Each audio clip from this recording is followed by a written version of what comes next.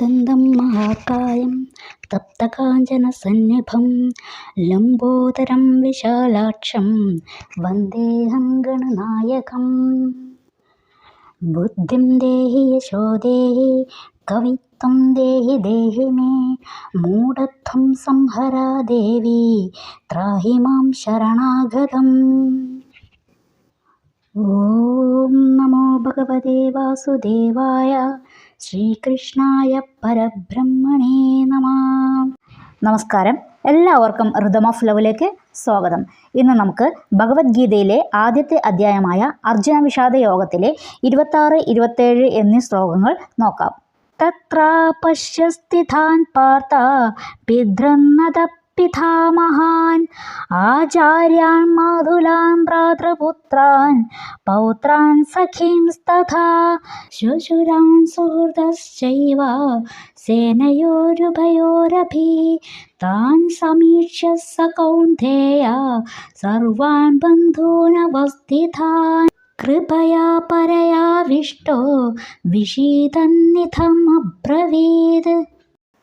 അഥ പിന്നെ പാർത്ഥഃ അർജുനൻ തത്ര അവിടെ ഉഭയോഹോ സേനയോഹോ അഭി രണ്ടു സൈന്യങ്ങളിലും സ്ഥിതാൻ നിൽക്കുന്ന പിതൃൻ പിതാക്കളെയും പിതാമഹാൻ പിതാമഹന്മാരെയും ആചാര്യൻ ഗുരുക്കന്മാരെയും മാതുലാൻ അമ്മാവന്മാരെയും ഭ്രാതൃൻ സഹോദരങ്ങളെയും പുത്രൻ പുത്രന്മാരെയും പൗത്രാൻ പൗത്രന്മാരെയും സഖി സ്നേഹിതരെയും തഥാ അപ്രകാരം തന്നെ ശ്വശുരാൻ ശ്വശുരന്മാരെയും സുഹൃദാച്ച സുഹൃത്തുക്കളെയും അപശ്യത് കണ്ടു. സ കൗന്ദേയ ആ കുന്തിപുത്രൻ അവസ്ഥിതാൻ നിൽക്കുന്ന താൻ സർവാൻ ബന്ധൂൻ ആ എല്ലാ ബന്ധുക്കളെയും സമീക്ഷ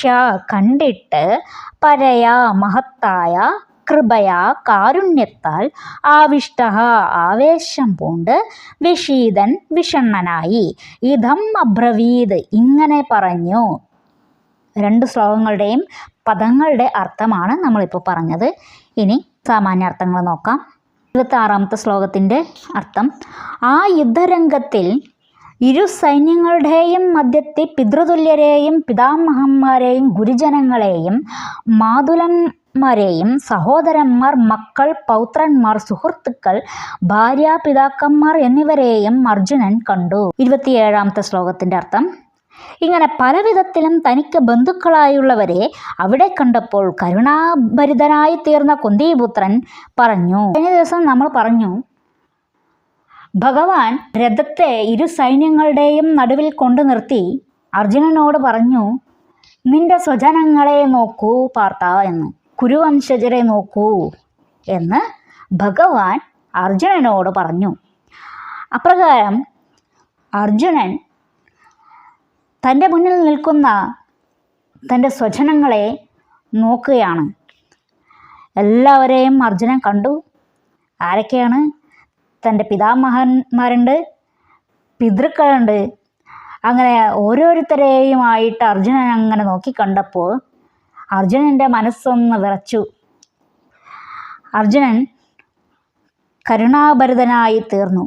യുദ്ധം തുടങ്ങുന്നതിന് മുമ്പ് ശംഖനാദം മുഴക്കിയപ്പോൾ യുദ്ധത്തിന് തയ്യാറായിക്കൊണ്ട് നിന്ന അർജുനനെ ഇവരെല്ലാം കണ്ടു കഴിഞ്ഞപ്പോൾ ആകെ മനസ്സ് പതറി. അപ്പോൾ അർജുനൻ ഭഗവാനോട് ഇങ്ങനെ പറഞ്ഞു. എന്താ പറഞ്ഞത്? അത് നമുക്ക് അടുത്ത ദിവസം അടുത്ത ശ്ലോകത്തിൽ നോക്കാം. അർജുനൻ എല്ലാം തികഞ്ഞ ഒരു യോദ്ധാവാണ്. നിരവധി യുദ്ധങ്ങൾ അദ്ദേഹം ചെയ്തിട്ടുണ്ട്. അതിൽ വിജയശ്രീയിൽ ആളുതനായിട്ടുമുണ്ട്. എന്നിട്ടും ഇവിടെ അർജുനൻ പതറിപ്പോയി. എന്തുകൊണ്ടാണ് അർജുനൻ അങ്ങനെ പതറിയത്? തനിക്ക് ചെയ്യാൻ പറ്റുന്നതും ചെയ്യാൻ പറ്റാത്തതുമായ കാര്യങ്ങളെക്കുറിച്ച് ചിലർ ഘോരമായി പ്രസംഗിക്കും. പക്ഷേ തൻ്റേതായിട്ടുള്ള ഒരു കാര്യത്തിൽ ആ ഒരു അവസരം വരുന്ന സമയത്ത് അവർക്ക് ആ പ്രസംഗിച്ചതിൽ ഒന്നും തന്നെ ആ ജീവിതത്തിലേക്ക് പകർത്താനായിട്ട് അവർക്ക് കഴിയില്ല, അല്ലെങ്കിൽ ഒന്നും പാലിക്കാനായിട്ട് അവർക്ക് സാധിക്കാതെ വരും. ഉദാഹരണം മതങ്ങളുടെ കാര്യം എടുത്തു നോക്കുകയാണെങ്കിലും മതേതരത്വമാണ് നല്ലത്, അതാണ് വേണ്ടത് എന്നൊക്കെ പറഞ്ഞ് ഘോരഘോരം പ്രസംഗിക്കുമ്പോഴും തൻ്റെ മക്കളുടെ കാര്യത്തിൽ വരുമ്പോൾ അവർ അവിടെ സ്വാർത്ഥരാകും. അതുപോലെ തന്നെ മറ്റുള്ളവർക്ക് എന്തെങ്കിലും ഒരു വിഷമം വരുന്ന സമയത്ത് അവരെ ആശ്വസിപ്പിക്കും. ഒരു മരണം നടന്നു എന്നിരിക്കട്ടെ, മറ്റൊരു വീട്ടിൽ ഒരു മരണം നടന്നു എന്നിരിക്കട്ടെ, അവിടെ പോയി നമ്മളൊന്ന് ആശ്വസിപ്പിക്കും. പക്ഷേ തിരിച്ച് നമ്മുടെ വീട്ടിലാണ് ഒരു മരണം നടക്കുന്നത് എങ്കിൽ നമുക്കങ്ങനെ ആശ്വസിക്കാൻ പറ്റുമോ? നമ്മുടെ പിടിവിട്ട് പോകും അല്ലേ, നമ്മൾ കരഞ്ഞു പോകും. ആ സമയത്തൊന്നും നമുക്ക് നമ്മളെ നിയന്ത്രിക്കാൻ പറ്റാതാവും. അതേപോലെ തന്നെയാണ് ഇവിടെ അർജുനൻ എത്ര വലിയ വില്ലാളി വീരനാണ്, യോദ്ധാവാണ്, ധൈര്യമുള്ളവനാണ് എന്നൊക്കെ പറഞ്ഞാലും സ്വന്തം ബന്ധുജനങ്ങളുടെ മുന്നിൽ നിന്നപ്പോൾ അർജുനൻ പതറിപ്പോയി. ഇങ്ങനെ അർജുനൻ പതറിപ്പോകുമെന്ന് ഭഗവാന് അറിയാമായിരുന്നു. അതുകൊണ്ടാണ് നേരത്തെ തന്നെ, അതായത് യുദ്ധം തുടങ്ങുന്നതിന് മുന്നേ തന്നെ ഭഗവാൻ എന്തു പറഞ്ഞത്? നിന്റെ സ്വജനങ്ങളെ നോക്കൂ, അല്ലെങ്കിൽ കുരുവംശജരെ നോക്കൂ എന്ന് അർജുനനോട് ഭഗവാൻ പറഞ്ഞത്. കാരണം തുടക്കത്തിലേ ഉണ്ടാകുന്ന ആ ആശങ്കകൾ മാറ്റിയെങ്കിൽ മാത്രമേ തുടർന്ന് മുന്നോട്ട് പോകുമ്പോൾ അർജുനൻ പതറാതിരിക്കുകയുള്ളൂ.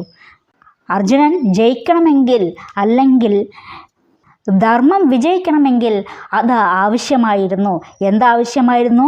അർജുനൻ്റെ ആശങ്കകൾ മാറ്റണമെന്നത് ആവശ്യമായിരുന്നു. അതുകൊണ്ടാണ് ഭഗവാൻ അങ്ങനെ പറഞ്ഞതും. അങ്ങനെ അർജുനൻ നോക്കി സ്വജനങ്ങളെ കണ്ടു. അർജുനൻ കരുണാഭരിതനായി തീർന്നു. അർജുനൻ്റെ മനസ്സ് പതറിപ്പോയി.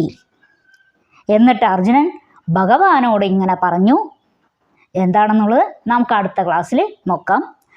ഈ ശ്ലോകം എല്ലാവർക്കും മനസ്സിലായിട്ടുണ്ടാവുമെന്ന് വിചാരിക്കുന്നു. നിങ്ങൾക്കിത് ഇഷ്ടപ്പെട്ടിട്ടുണ്ടെങ്കിൽ മറ്റുള്ളവരിലേക്ക് കൂടി ഷെയർ ചെയ്യുക.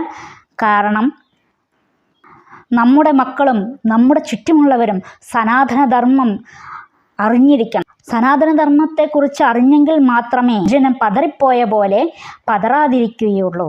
എല്ലാവരെയും ഭഗവാൻ അനുഗ്രഹിക്കട്ടെ. ഹരേ കൃഷ്ണ.